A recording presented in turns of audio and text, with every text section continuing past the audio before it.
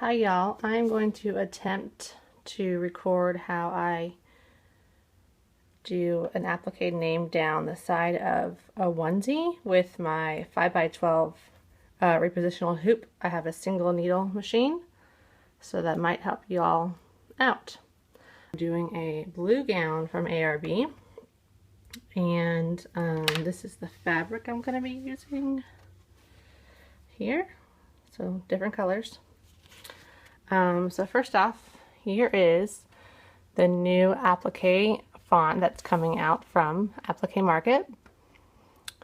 Very nice. I already have it in my software, obviously, and I picked my colors. Not that you have to do that. And as you can see on the right, I arranged some of my steps to go together to make it easier for me, so I'm not skipping around on my machine.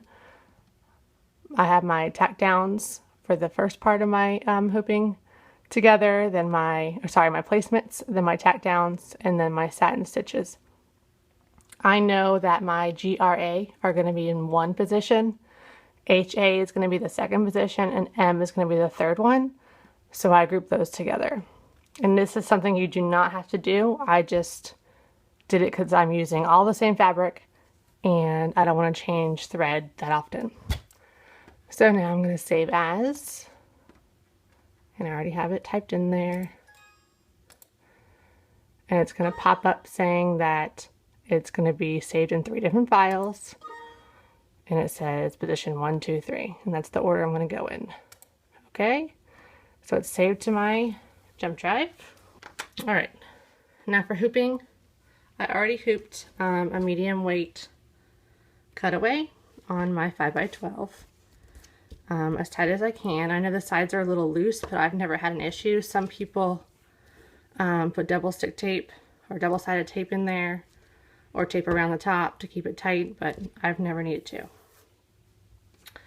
Then the second thing I've already done is I printed out, I don't always print stuff out, but this on gowns I do. I printed it out exactly what I have in Sew It Pro so that I can see exactly where it's going to be. So I printed it out, taped the 2 pieces together since it is extra long, and I taped it to my 5x12 grid. Okay, the next thing I did already, since I'm doing this one-handed, is I laid it on my gown to see exactly where I want it to go. And once you do that, I use a water-soluble pen, and I mark all the points that I can. You don't have to mark them all, but I do it's just to be extra careful. Okay, so I turned my gown inside out, and as you can see the dots through. I did dot a couple that were really light, but I could see them through enough not to have to like redarken them or anything. So I darkened them a little bit so I can see them better. And then you're going to take your grid and lay it on your hoop like that, and go ahead and, you know, mark all these dots. Now, if you're someone who hoops your garments, then you wouldn't do this, but I float everything and this is how I do it. You probably have your own method, but this is what works for me. Okay, so there's that. The next thing I'm going to do is take my spray. Some use 505, other brands. The Dritz from Walmart works just fine for me. It doesn't gum up my needle. So I'm going to take this and I'm going to spray my whole 5x12, my whole hoop, and then I'm going to line up the dots, which I'll do in a second. Okay, so I literally, I left my gown inside out like I showed y'all last, and I just flipped it over my sprayed cutaway on my hoop, and I just lined up. You can see, I'll peel it back. You can see all I did was line up those dots with the dots on the gown and the hoop. So I know that they're all lined up with the dots on my hoop. I made sure that my hand went inside. There was no wrinkles or anything like that. Everything is smooth inside. And again, this is just if you float, and I choose to float things. I never have any puckering issues or wrinkling or anything like that. In the next part, you could either use a basting stitch, or you can trust your spray adhesive, or you can pin it. And I like to, especially on this hoop, since it's a little loose, being a 5x12, I like to pin it a few times around. So about 4 or 5 pins in there. Again, it's inside out. I will do some of the letters through the neck and some through the bottom. You can also, especially if you have a serger, rip the side seam out so you have more of an opening. But I don't know, it's kind of painless for me to do it this way, and I don't have to worry about sewing it back at the end. So I'm fine doing it this way. So I have hooped medium weight cutaway stabilizer, and then I like to also float a piece of tearaway. I'm going to bring these over to the machine, and while I'm bringing it over, I'm going to try not to push or pull on the stabilizer. Alright, so here we are, single needle. I have a random color I never use in my machine, so I use that for placements and tack downs. I have my jump drive already in.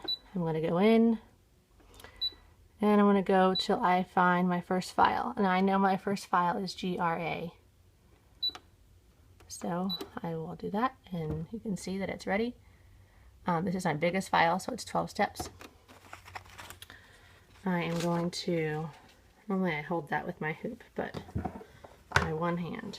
You can see, move the sleeve out of the way. You can see that there are 4 notches instead of, what is it, 2? Yep, instead of 2, they're on the 5x7 hoop. There are 4. So I know that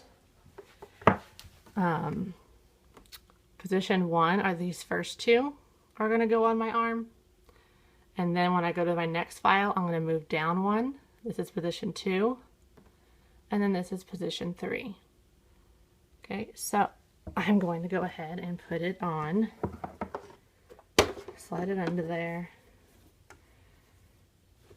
I'm going to go ahead and put it on the first 2. Okay, I'm going to take my tearaway, slide it under, get that arm out of there, slide it under, and I can see, let me back up, I can see, I can feel it down here to see if it's far enough over. I can also go up here and slide it over. So I'm on my first 2 notches. I have it ready to go. Get the arms out of the way.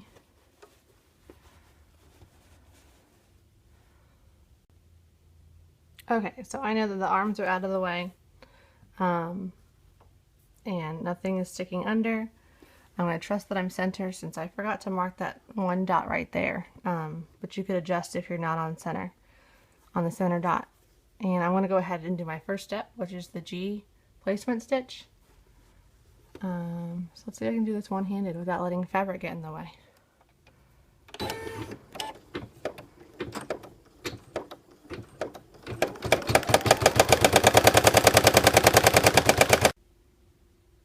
Okay, sorry, my phone cut off. But you can see that the G placement stitch already stitched there. And then since I set it up for all 3 placement stitches for those 3 letters to stay together, I'm going to go ahead and do the R now. I'm not going to put down fabric for the G just yet. Okay, so I've stitched the placement stitches for the GRA, which were the first 3 steps.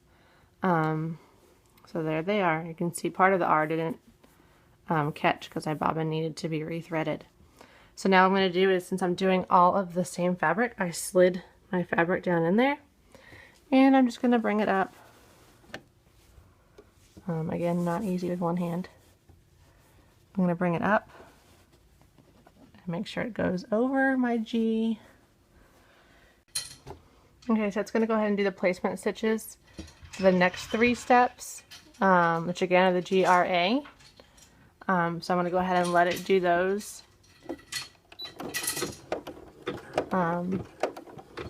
just loosely hold down the fabric. Okay, so I did my tack downs. I took it off my machine. I went ahead and I trimmed all three, making sure to get the center of my A. And I like to iron my heat and bond light down now before the satin stitches are done, because I feel like once the satin stitches are there, there's not a whole lot of room for it to, like, the fabric to spread if it needs to, and it may still wrinkle. And I can always do more at the end, just in case I want to. So now what I'm going to do is go back, and my last sets of steps are the satin stitch, which I'm doing in gray, and then there is a bean stitch on top, which will come after that. So I'll go ahead and do those on this, and then we'll move to position 2. Okay, so I finished the satin stitch and the bean stitch, as you can see. And if you look down here, they're all done. I literally only had to hold the gown out of the way on the A. The G and the R, like, it opened wide enough that I didn't have to hold it out of the way at all. So that's nice. So now what I'm going to do is I'm going to take this off of position 1. Actually, I'm going to go ahead and exit out of here. Okay. I'm going to go back in, and I'm going to find my next 2 letters, which are the H and the A. Okay. And since I didn't adjust anything location-wise on my center on the first file, the GRA, I'm not going to adjust anything here. But keep in mind, if you adjusted your center at all on the first position, you're going to need to move that same exact number of spaces, vertical and horizontal, on your next 2 positions. But since I didn't do that, I don't have to worry about that. So I'm going to take this off. Okay, so I took my hoop off. The next thing I'm going to do now is move from those first 2 notches to number 2 and number 3. So I have 1 notch extra up here. I have spot 2 and 3 here, and then my 3rd one's down here for position 3. Okay, so now all I'm going to do is the exact same thing I did for my first file. I'm going to do my tack downs, placements, trim, all that, iron, and then the H and the A will be done. Okay, so the H and A finished. I did the satin stitch and bean stitch. I'm going to go ahead and exit out of here. I'm going to go in, find my last position, which is the M. That's ready. I'm going to take it off my hoop here, which I kind of already did. And then you're going to slide it down to the last 2 notches. So I'm just going to do everything the same way for the M. And then I'll be done. And I'll show you the end of it. Okay, so I finished the M, and then I unhooped it and cut away the stabilizer. Now I just need to wash off all my marks, iron it a little bit, and then iron on my tender touch to the back. And I'll take some pictures and do the hat to match it. So there it is, completed